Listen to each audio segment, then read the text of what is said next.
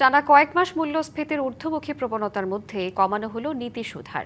এমন সিদ্ধান্তের ফলে অর্থনীতির স্বাভাবিক গতির উল্টো পথেই হাঁটল বাংলাদেশ ব্যাংক। বাংলাদেশ পরিসংখ্যান ব্যুরোর তথ্য বলছে, গত মার্চে মূল্যস্ফীতি ছিল 8.71%। এপ্রিলে তা বেড়ে দাঁড়ায় 9.04%, আর মে মাসে আরও বেড়ে হয় 9.4%। অর্থাৎ টানা 2 মাস ধরে মূল্যস্ফীতি 9%-এর উপরে আছে। এটি সরকারের লক্ষ্যমাত্রার অনেক উপরে।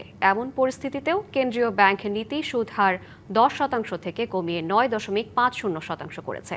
একই সাথে স্ট্যান্ডিং ল্যান্ডিং ফ্যাসিলিটি বা SLF রেট কমিয়ে 11% নির্ধারণ করা হয়েছে। তবে SDF রেট অপরিবর্তিত রাখা হয়েছে 7.50%। নতুন নীতি সুদ হার আগামী 2রা আগস্ট থেকে কার্যকর হবে। বাংলা কিউআর, যেখানে নগদ পেমেন্ট সেখানে। সারা দেশে 10 লাখেরও বেশি মার্চেন্টে নগদে পেমেন্ট করুন খুব সহজে।